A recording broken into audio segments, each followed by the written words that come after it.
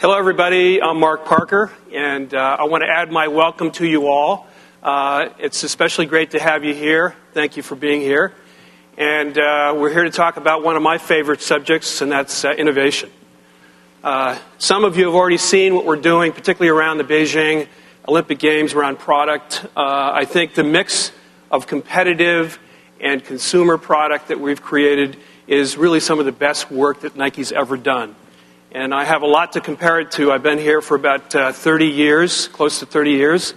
And I have to say, I'm incredibly proud of this work. My hope is that you will all leave here with the same idea, and that is Nike really knows and serves the athlete better than anyone. We're just 4 short months away from the opening ceremonies at the Beijing Olympics. We know a little bit of something about the Olympics. Nike got its start back in 1972 at the Olympic trials, which happened to be held here just about 2 hours south of here in Eugene, Oregon, at the University of Oregon in 1972.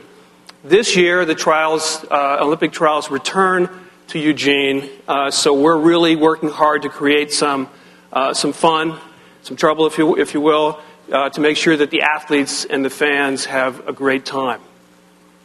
But Nike wasn't just born in the Olympics, we really grew up in the Olympics. Some of our greatest moments as a brand, as a company, have really come under those 5 Olympic rings. Back in LA in 1984, Joni Benoit winning the first women's Olympic marathon, and then Kathy Freeman winning gold in the white and green Swift suit back in Sydney in 2000. The Dream Team, of course, in Barcelona. And then Lu Jiang winning gold in the 110-meter hurdles in Athens in 2004. And of course, everybody remembers those gold shoes. Michael Johnson really representing himself, his country, and Nike very well.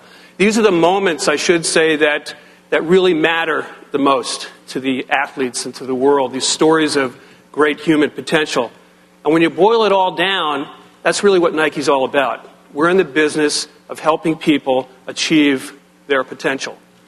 And when these people are Olympic athletes really headed for Beijing, going for the gold, you can bet it's going to be a great show. So we know about the Olympics. We also know something about China. 30 years ago, when China opened its doors to the world, Nike was one of the first companies to establish a presence there. And we opened an office in Hong Kong and started production on the mainland. We were a company who knew nothing about China, doing business in a country really that knew nothing about making shoes. So we knew it was going to be a long and challenging road, but we were very optimistic.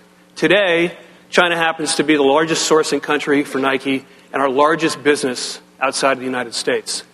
We are the leading sports brand in China, and revenues over the past 12 months just surpassed $1 billion.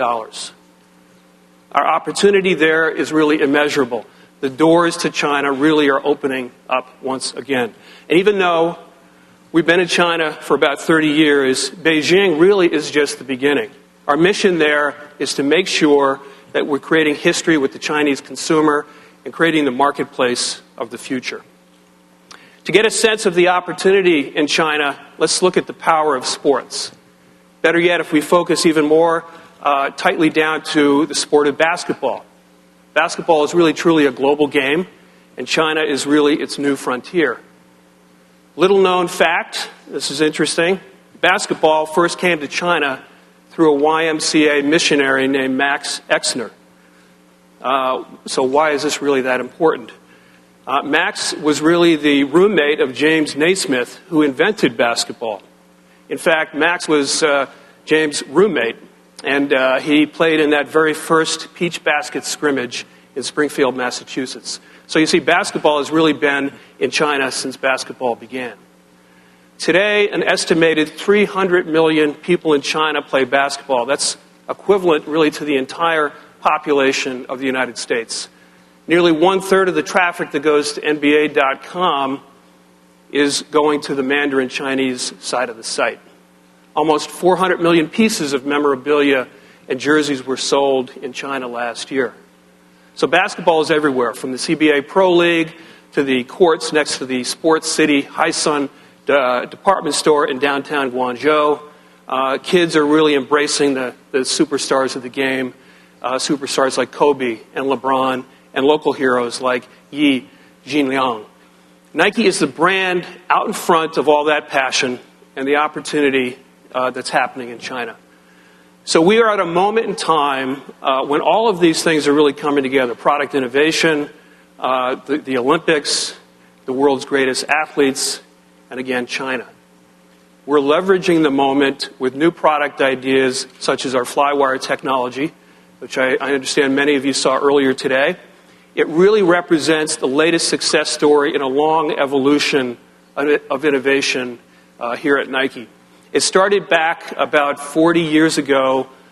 Bill Bowerman, the co-founder of Nike, legendary track coach of the University of Oregon, he was a relentless and passionate innovator.